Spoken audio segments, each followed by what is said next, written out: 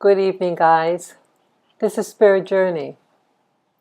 It's Sunday today, and I just finished walking my dogs, and I feel very melancholy right now. I'm still feeling a little anxious, a little worried about the social climate. I don't know why, as I mentioned in yesterday's video on Puerto Rico, that I feel like I think I feel that almost like I need to ring the alarm, that I feel that it's urgent. It's like looking at a projection. You're at point A, and you know if you continue going down, where it's going to hit, and you don't want to get in its way. And I feel just sitting here doing nothing, or just watching, observing, whatever, I feel that it's going to hit and hit people who I care about. I care about the people in this country, in the United States, in particular, Black people. And I am looking at where I think we're headed. I think if we don't use our head correctly, that we're going to fall, and fall hard. And I feel that it's still a chance, that it's a chance to get our rationale going and start working collectively and intelligently. I think many of us are too trusting, and that we don't know when to open our mouths, and we keep them closed when we should have them open and speaking out. We have people like, what do you call it, this group? The social justice warriors. Now these primarily are white people. You see them now, they're wearing these black outfits and they wear a mask over their face. They have their hair covered sometimes even. You don't want someone representing you who are afraid to show who they really are. They pretend to be representing you, but they're not. And I think they are directing you in a path of failure. When all things are done, they walk away into their parents, back to their parents' home. They're probably rich kids and have nothing better to do, and they want to cause havoc for somebody else. But then when you go home to nothing. You go home to nothing of substance. You helped everybody else. You even help and represent other minority groups who have not proven themselves of loving you from the heart, who are willing to sacrifice their life for you. And with the video I posted yesterday on my experience with someone from Puerto Rico, the social climate with people from Puerto Rico, and I share the African component of Puerto Rico. I think some of the people from the islands, whether it be Puerto Rico, the Dominican Republic, even though these are nations, well, at least the Dominican Republic is a nation within, they share an island with someone else, and Puerto Rico is actually a part of the U.S. But say it has a different culture than mainstream North America. But we feel that these groups, because they're so-called minority, that they represent you. And I see many times that they may not be afraid, at least the women in particular, they may not be afraid to go out with Black men, but Are they representing you? Are they representing your community, your Black community? I say that because sometimes with relationships, you see where the money is going. You buy things for them. But where the money, if you give them money, where does that money go? Does it go to her community or does it go to your Black community? Does she care about your community? Does she talk behind your back? I see things and that it's like, am I the only one that sees? My hearing is no better or worse than anyone else. But I see that some groups within the names that I mentioned, and many other groups, many other nationalities, from the Caribbean or even some parts of Asia, that they use the Black men, they use you for security, and that the investment is not being redirected back to the Black community. And how do they raise their children? Do they raise them as Blacks, or slash African American, or as some other nationality? Do they respect you? How do they treat other Black people? Do they respect the Black women? And many times these answers are no. So I feel that it's jeopardizing our numbers. But again, part of me feels like people should hook up with who loves them, and if you love them. It should be a mutual thing. It has to be a mutual respect. I'm not talking about hating any group. I'm against hating other groups. But I do believe that one should protect the group that they belong to. Because, again, when all things are said and done, you want to know when you're in trouble. And I feel that the United States, the Blacks in the United States, are in trouble. And that we're so busy wanting to be liked and approved by these other groups, but no one is helping us. And this is making me angry. It seems suicidal to me. And I think this is, this in part is what's making me anxious. My watching many videos, and it's sensitizing me to things that maybe initially I didn't really pay attention to. But now I see a lot of things that are going on.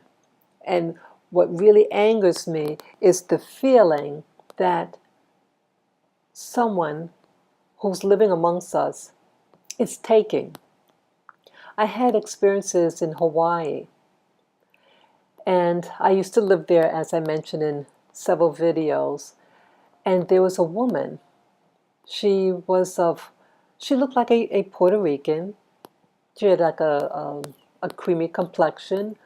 Her father was Puerto Rican, and you have many Puerto Ricans that live in the island of Maui, that's in Hawaii. They did the sugarcane work. And her mother, this woman's mother, was Hawaiian. But the girl looks Puerto Rican, in my opinion.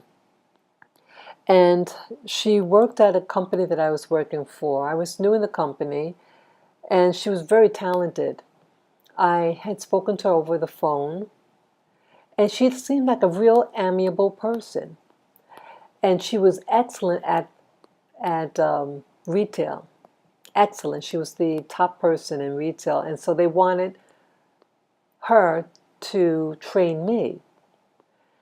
And one day when I came into the shop for my post, she was with a client, a person who was buying. This was at a jewelry company.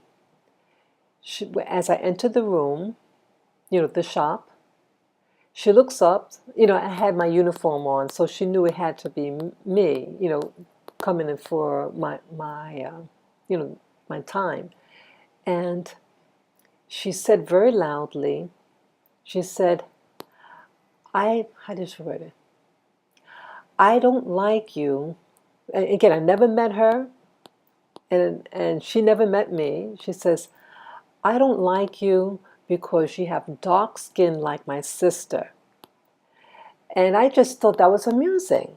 And looking at her, and again, this is the first time I see her. She's clearly not a European American, and she's with a white female customer. And I didn't say anything, but I just thought, this is bizarre. To fast forward it, I had to leave that working for her and get transferred. Well, that was coming out of the pot, but into the fire, unfortunate. But here, she was a woman that hated, sorry, so I learned of her background. She was, in prison. I don't know how long she was in prison, but she was in prison for, get this, being a jewelry robber. And she was so clever that she was able to convince the jewelry company to hire her. And they hired her. And her sales are phenomenal. And she was married to a white man from the mainland. And her family, I found out, her father committed suicide. Her brother committed suicide. Her mother was an alcoholic. Again, I mentioned the mother is of Hawaiian ancestry. And she's darker than me, the mother. So isn't something? She doesn't like me, this girl. Yet, she has a dark skin. Native Hawaiians are black in color. And so here she's saying she doesn't like someone like me, my color. So what is it really saying about how she feels about herself? She does, like, one thing I learned about Hawaii, even though I met many nice people, but my experience there was really showing me human nature and how when we don't like ourselves, we self-destruct. And that's what happened. That's what was paramount with her. So even though she was doing well in the company, she hated herself and she hated people. She hated to be reminded of her black heritage. And she knew, as half Puerto Rican, that the Puerto Rico is in the Caribbean, and she had to know that it had its black component. And the video that I did yesterday on Puerto Rico was to remind light-skinned Puerto Ricans in general of their African ancestry. I don't know what they teach the people in Puerto Rico regarding their history, but it seems like they seem to overlook such a big part of their history under slavery. It's like it's never discussed, but it was a big part of their history. And so this woman, her family from her Puerto Rican side committed suicide by shooting themselves in the head with a gun. And she had children, and her son, she had told me, had talked about doing suicide. I felt really badly for her. And so you're asking, well, why are you sharing this spirit journey? Why I'm sharing this is that she thinks she's hurting me by saying publicly in front of white people how she doesn't like darker skinned people, and because of her sister. Now she knows why her skin is dark. One, she has a black-skinned Hawaiian background on the mother's side, and Puerto Ricans are a lighter-skinned black people. So she doesn't like to be reminded of her black heritage. And so she's acting out against me. She has to be reminded of who she is by when she looks at her sister. And again, this girl is very light-skinned, a cream color. And she would bleach her hair. She bleached it like this light blonde. And she's naturally brunette. So here, even though she's making money, but she had such a loathe for me.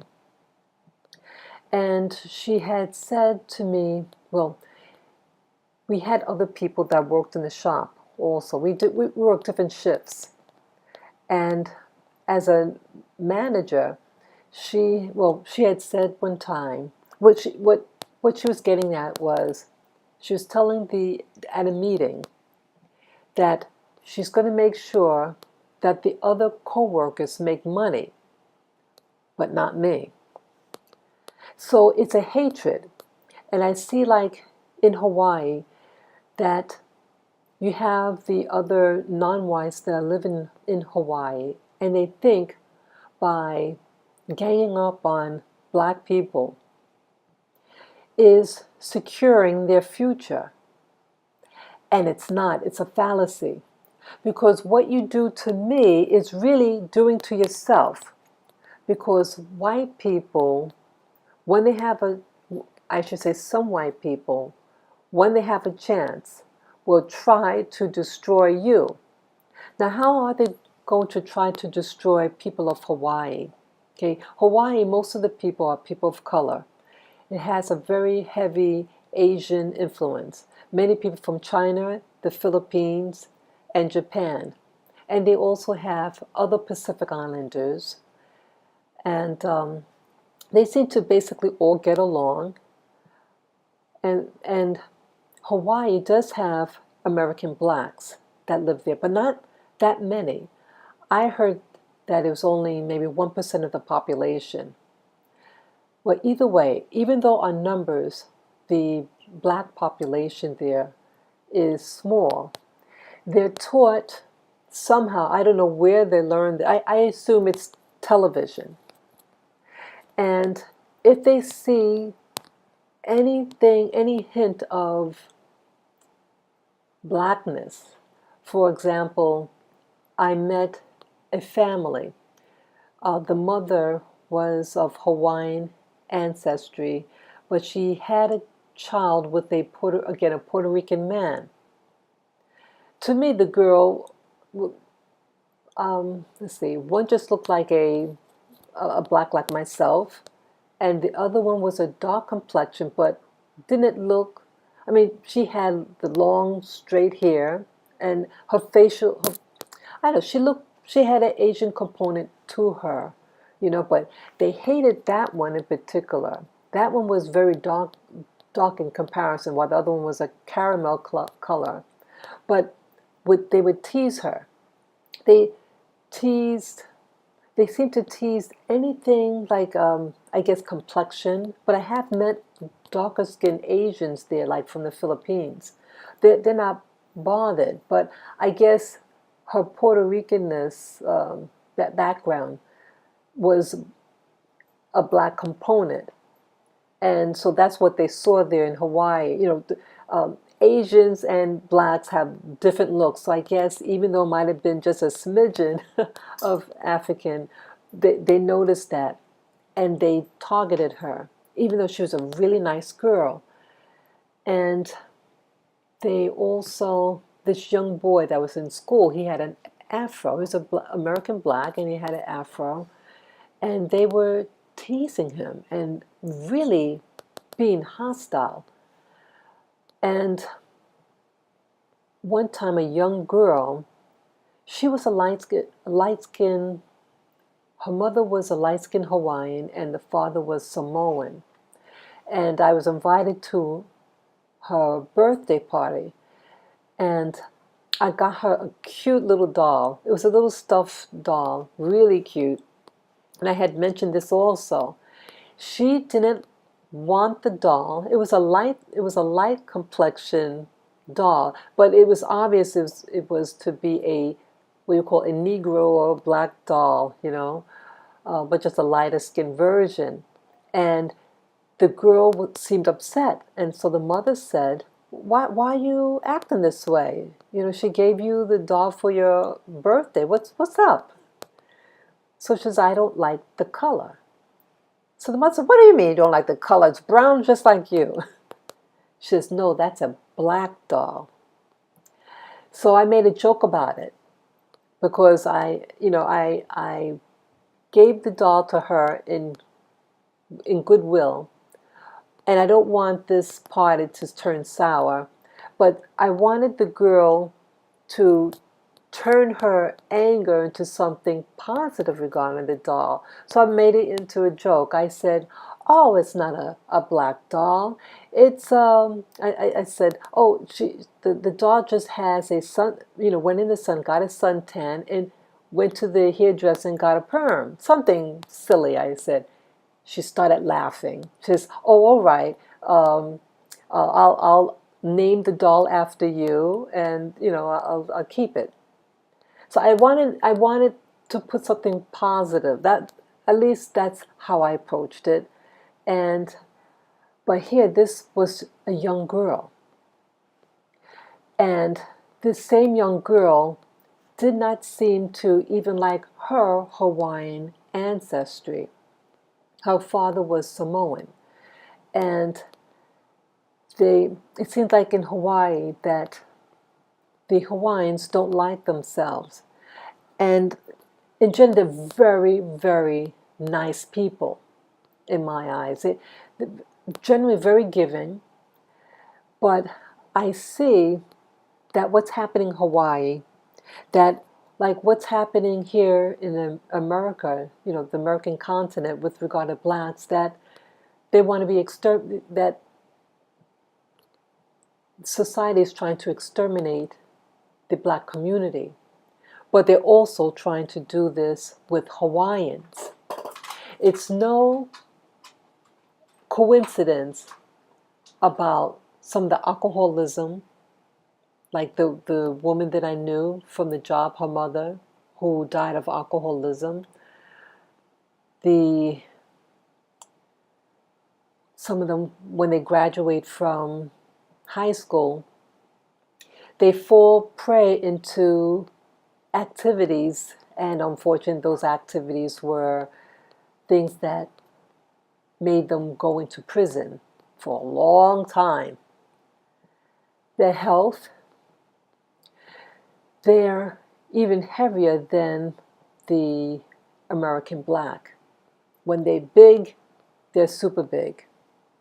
This leads into diabetes, heart disease, everything. And so they also have this thing in Hawaii that, well, they have what they call a homestead for Native Hawaiians. I think you have to be at least 1/4 Hawaiian. But it'll only be good for 100 years owning this property. And after the 100 years, the government is going to take the land. Like the house is theirs. But again, that house is on land, and that land is not to be kept in the family after 100 years. So this is a way of controlling you, and you'll become stateless. Hawaii, the royal family they didn't denounce their throne, so it's still a nation within a nation. But it's being taken away. Well, it already was taken away from you. And they have, like in Hawaii, they call it, like, a lot of companies ask you, do you have the Aloha Spirit? Now, what does that mean? In a nutshell, when they ask you that, It's almost like saying to a black person, are you a Uncle Tom? Are you a Sambo type? Are you a yes sir master? That's what the Aloha Spirit is. But they try to cover it up and make it sound like something, oh, spiritual and nice. No, they want you to be smiley face to the whites who are generally there for vacation. They want you to smile, they want you to perform for them. And when I was there and I saw this attitude, I said, wow, this reminds me what it must have been like in some of the southern states in the United States, where to survive you just had to play the happy-go-lucky black person. And here in Hawaii, you have to be the happy-go-lucky Hawaiian. Your health is awful. You have people who are taking your culture, but they don't want you. You don't even want yourself. You marry anyone but a Hawaiian. And then your numbers are shrinking. And so that land will not be yours. You have to start teaching your children about their history, and more than just Aloha Spirit for the tourists. And I tell you this, how much you will be liked by white people. If you say, you know, enough is enough, our health is ruined, our numbers are shrinking, many of the Hawaiian men are in prison or on drugs, but yet you're the happy Hawaiian and you're dying. Your culture is dying. Everyone is taken from your culture, your dancing, the arts and craft, and they're making money off of it. They're making money off of it with the tourists. And I see projected that your numbers is going to be wiped out. And what's sad about it is that I don't think you care because you're so depressed. It's just very reminiscent. And when I look at you, Hawaii, I look at myself within the black community here, and I see the same projectile. If we don't wake up, if the people of Hawaii, the Hawaiians there, don't wake up to what's being done to them, you'll be no more. So you are being told to act a certain way. And it's not to your benefit. But you know, maybe it is to your benefit, because at least you're still alive. But it's like the living dead, the walking dead. And there's a point where you have to put your foot down and say, you know, enough is enough. And I know that when you start to wake up and you say, you know, this is enough, this is our culture, our land, they'll be very strong against you. The Hawaiian friends that I had there, they told me in the 1980s, Hawaiians were hated, Native Hawaiians were hated. And you know, people don't change. If they hated you in the 1980s, they hate you now. And when Hawaiians do come to the U.S. mainland, they're often mistaken for black people. And they call you the N-word just as fast. So they call you N-words here in the mainland, but you think in Hawaii that these same people love you? No. So I just saying to you to wake up. Don't let anyone take your land that's rightly yours, or your culture, or your health. Take pride in your body and maintain what the Creator gave you. And not all the so-called minorities there are your friend. My living there in Hawaii was just a reminder on a larger scale in the a smaller scale in Hawaii, but a larger scale here in the mainland. It's all the same thing. A minority within a minority. They like your culture, how they can make money off of it, just like Black America. But it's being taken away. You have people who are of Black ancestry, like myself, but they speak Spanish, and they're being used as a weapon against the Blacks, non-Hispanics. And then you have other groups, Asians, and as I mentioned a couple of videos ago about an Asian man from India originally, who was fooling around in school and got poor grades, and he wanted to become a doctor. And so he did research about which group has a higher chance, with the affirmative action. And he found out that American Blacks were going to be given a preference in certain schools. And then he gets accepted. And then he drops out of the program. I guess he couldn't keep the lie for long.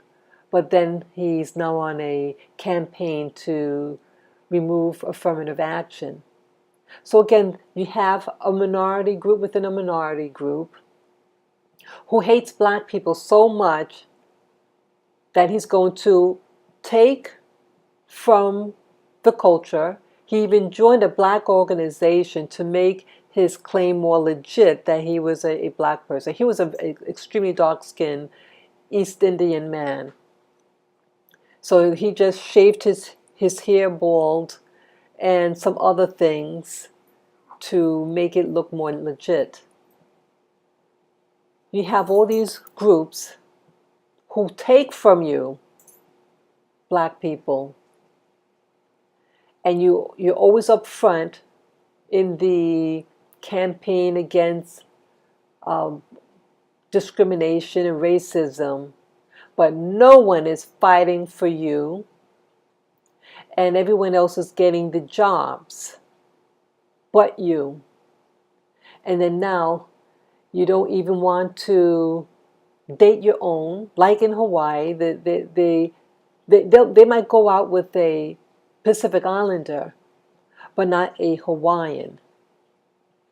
And like here in the U.S., they're not marrying a lot of Blacks. The men, Black men, are not marrying the Black women. But here, you can have some other non-white group or even a white woman, and they're marrying them, but not you. And now you have a rise in homosexuality in the community that is going to cut into our numbers in the States. So our numbers are dropping. We're not reproducing because now they're encouraging people to be homosexual. Again, what your preference is your business and it's your preference. You have a right to do with your body with another consenting adult. But this is all a social strategy to actually destroy you, destroy your culture, destroy your health with the drugs that they put in, destroy you through the homosexuality option that you are being told that if you follow that type of lifestyle, that you might get certain jobs now. So they're encouraging, especially I think, Black men to become gay men. All this stuff. So our numbers are dropping. We're not going into schools as we should, to get an education. We need to wake up. We need to stop fighting other people's fights. We need to be more selective who our mates should be.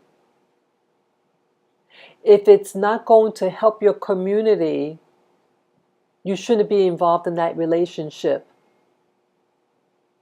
Just like in Hawaii. You're in relationships, but they're taking away from you. Once your percentage goes below 25%, you don't get land. And they may say, oh, you're not really Hawaiian anymore. It's a tactic. Hawaiians are really nice people. But I see the parallels between the people from the native people in Hawaii and American blacks. We really don't look that much different. A real Hawaiian and a real, a black American that has very little mixing in their blood. They look very similar. But the same type of thing is happening, health-wise, social status. You're just turning into a shadow in the background. Everybody is profiting off of you, but you. When are we going to wake up and get real leaders? Stop giving your money to the church unless that church has a plan of how let's say they're going to take the resources, the money that they get from you, let's say build a farm, or something that will help carry you. We have to start thinking community. If you don't start thinking of community, then we're lost. And stop fighting other people's wars. We're in war right now. This country. It's a silent war. These social things that's happening is a social war. You don't need bullets anymore. You have media, like the internet, television, the radio. These are all tactics being used against you.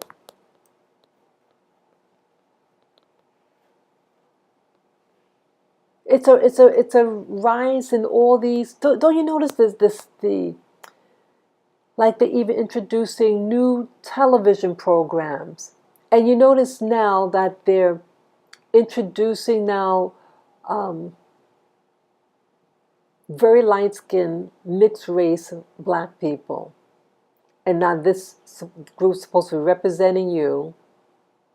But it seems to be, it's not, it's like breeding you out. And it's to take away. It's to make you not like yourself. And then they control you. Learn to control yourself. And create trends for your community, not based on what other people want, but what is healthy for you. They're trying to breed you out and make you jealous, and this infighting.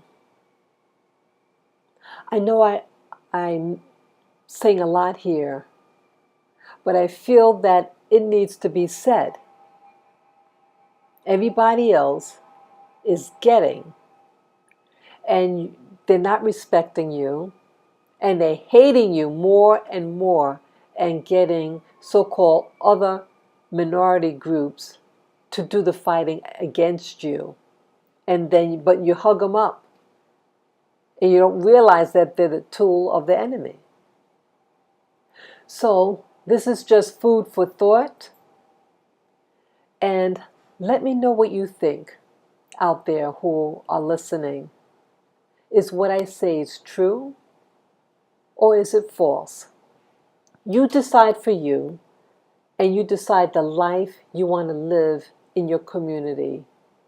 And you're going to see that I'm not far from error.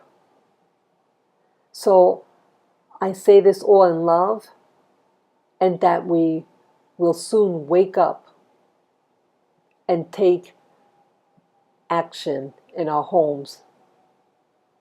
So take care. Love yourself, love your family, and do good to yourself. Bye-bye.